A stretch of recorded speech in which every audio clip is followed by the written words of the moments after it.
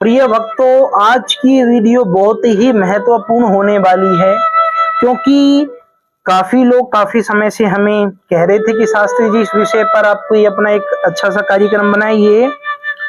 और तो इसी कारणवश आज हम विस्तार से ये कार्यक्रम बना रहे हैं। इसके अंदर हम आपके साथ में चर्चा करेंगे कि नहाने वाले जल में हल्दी मिलाकर के नहाने से क्या लाभ होता है, क्या फायदे होते हैं, क्या आपको नहाने वाले जल में हल्दी मिलाकर के नहाना चाहिए या नहीं, और अगर नहाते हैं तो क्या उसके फायदे आपको मिलेंगे। तो चलिए वीडियो को प्रारंभ करते हैं और आपको ये दिव्य जानकारी प्रदान करते हैं। तो राधे राधे प्रिय भक्तों, हमारा नाम है पंडित पंकज शास्त्री। आप सभी का स्वागत करते हैं अपने इस YouTube चैनल में। देखिए, सबसे पहले हम आपको बताना चाहेंगे कि आपने कहीं ना कहीं तो अवश्य सुना होगा या देखा होगा या जाना होगा कि कोई ना कोई तो आपको हो सकता है ऐसा व्यक्ति मिला हो जो आपको सजेस्ट करे कि आप जल में हल्दी मिला करके नहाइए, या जो ज्योतिषी आते हैं प्रतिदिन राशिफल इत्यादि बताने के लिए टीवी कार्यक्रमों में, तो उनके मुख से आपने सुना हो या कहीं पढ़ा हो। क्योंकि देखिए, जल में हल्दी डाल करके नहाना बहुत ही लाभकारी होता है। क्या इसके लाभ हैं? कौन सा ग्रह जल में हल्दी मिलाकर के स्नान करने से बलवान या अच्छा हो जाता है, अच्छा फल देने वाला हो जाता है, आपको बताते हैं।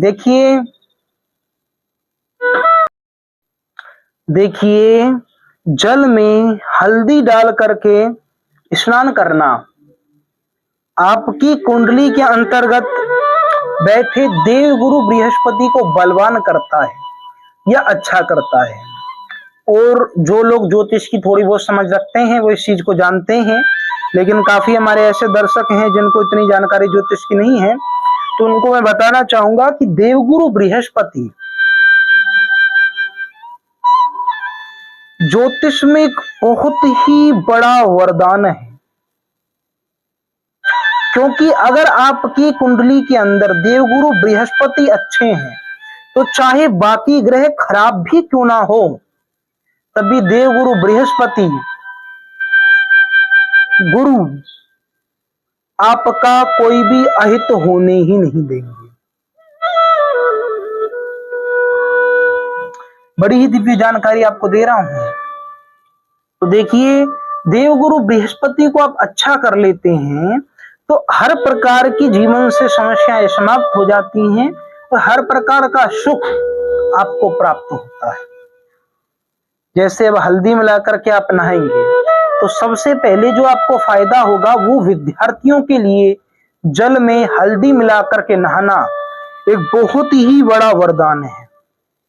अगर आप विद्यार्थी हैं तो आप प्रतिदिन जल में हल्दी डाल करके उससे स्नान कीजिए। और अगर मान लीजिए आपके संतान हैं, वो अभी विद्या अध्ययन कर रही हैं, या किसी बच्चे का मन पढ़ाई में नहीं लग पा रहा है, या आप किसी सरकारी नौकरी की तैयारी कर रहे हैं, उसमें आप सफलता प्राप्त करना चाहते हैं, तो आपको जल में हल्दी डाल करके अवश्य स्नान करना चाहिए।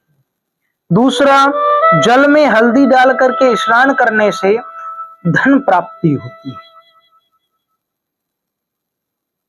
यदि धन की समस्या आपके जीवन में है, और कैसी समस्या, 90% लोग ऐसे मिलते हैं जो धन अच्छा खासा कमाते हैं पर धन बचा नहीं पाते, धन बचता नहीं है उनके पास में, किसी ना किसी कारणवश धन खर्च ही हो जाता है।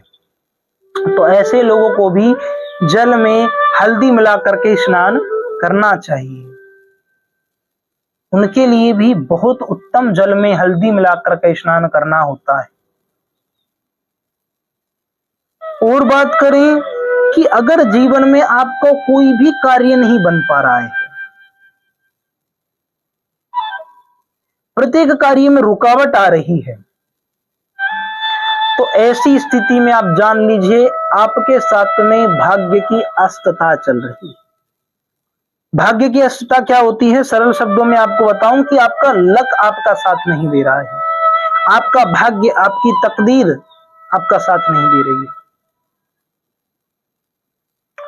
तो जल में हल्दी मिलाकर के स्नान करने से कहीं ना कहीं आपका भाग्य आपका साथ देता है।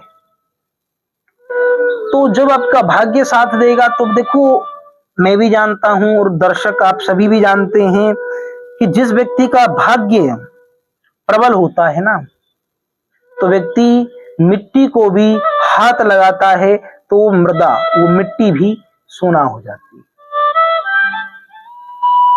इसमें तनिक मात्र का भी संदेह नहीं है। दूसरा हम बात करें कि यदि आपका विवाह नहीं हो पा रहा है, वैसे तो मुख्य रूप से कन्याओं को जल में हल्दी मिलाकर के स्नान करने से शीघ्रता से ही उत्तम से उत्तम उनके अनुकूल सुयोग्य वर की प्राप्ति होती है।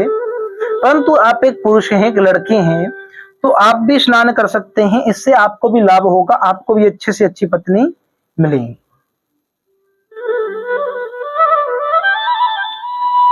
अगली चीज कि अगर किसी कार्य में आपकी उन्नति नहीं हो पा रही है, आप कोई बिजनेस करते हैं उसमें आपको सफलता नहीं मिल पा रही है, आप गवर्नमेंट जॉब की तैयारी कर रहे हैं उसमें आपको सफलता नहीं मिल पा रही है, आप कोई प्राइवेट जॉब ही क्यों ना करते हो उसमें आपका प्रमोशन नहीं हो पा रहा है, आपकी सैलरी नहीं बढ़ पा रही,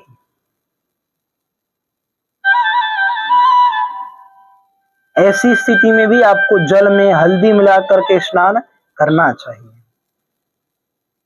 और बात करें कि अगर आपको पुत्र प्राप्ति नहीं हो पा रही है, तो आपको भी जल में हल्दी मिलाकर के स्नान करना चाहिए। क्योंकि जल में हल्दी मिलाकर के स्नान करने से ना मात्र देवगुरु बृहस्पति अपितु भगवान श्री हरि विष्णु भी प्रसन्न होते हैं। और इसमें तनिक भी संदेह नहीं है, रत्ती मात्र का भी इस बात पे आप संदेह मत करना कि जा पर कृपा राम की हुई वहां पर कृपा करे सब। जीवन में आप ऐसे कृत्य कर रहे हैं जिससे भगवान श्री हरि आपसे प्रसन्न हो रहे हैं, तो फिर और किसी को प्रसन्न करने की आवश्यकता नहीं। केवल भगवान को यदि आपने प्रसन्न कर लिया तो भगवान आपके सारे मनोरथों को, सारी इच्छाओं को पूर्ण कर देते हैं, जीवन में उस स्थान पर आपको पहुंचा देते हैं जिसके आप हकदार भी नहीं थे, जितनी आपकी औकात भी नहीं थी, उससे ज्यादा ही भगवान आपको दे देते। अब ये दिव्य प्रसंग चल ही रहा है और साथ में इतना प्यारा बैकग्राउंड म्यूजिक भी चल रहा है, तो अब यहाँ पे मैं एक और छोटा सा विषय जोड़ना चाहूंगा, और वो विषय यह है कि बहुत सारे लोग ये कहते हैं कि शास्त्री जी हम भगवान की बहुत पूजा करते हैं, परंतु फिर भी भगवान हमारी नहीं सुनते, फिर भी हमारे मनोरथ सिद्ध नहीं हो पाते हैं। तो देखिए बंधु, ऐसा है कि सबसे पहली बात तो यह है कि ईश्वरी भक्ति कभी भी आप इस उद्देश्य से, इस मनसा से करो ही मत कि जीवन से सारे कष्ट दूर हो जाए, क्योंकि कोहू न काहू को सुख दुख कर दाता, निज कृत कर्म भोग सब भ्राता। यानी कोई भी किसी का सुख या दुख करने वाला नहीं है।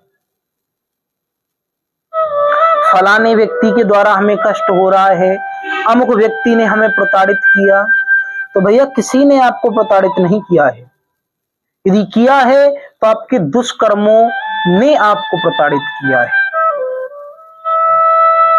तो ईश्वर भक्ति इस उद्देश्य से मत कीजिए कि आपको जीवन में बहुत ज्यादा सुख मिल जाएगा या जो आपने गलत कर्म कर दिए हैं उससे आपको मुक्ति मिल जाएगी।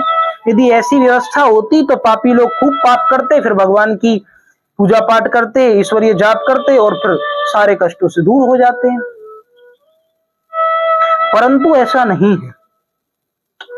यदि आपने कोई दुष्कर्म किया है तो उसका फल तो आपको मिलेगा। भक्ति करने मात्र से क्या हो जाता है कि उस दुष्फल का प्रभाव कहीं ना कहीं कम हो जाता है। जितना अहित आपका हो सकता था, जितना नुकसान आपको उस दुष्कर्म का प्रभाव स्वरूप मिल सकता था, शायद ईश्वरीय कृपा से उतना आपको ना मिले।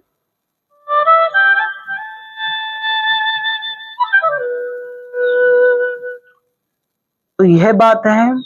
और दूसरी बात यह कि ईश्वर भक्ति करने से लाभ तो होता है, शर्त है कि ईश्वर व्यक्ति शास्त्र अनुकूल विधि से की जाए, मनमानी नहीं करनी चाहिए।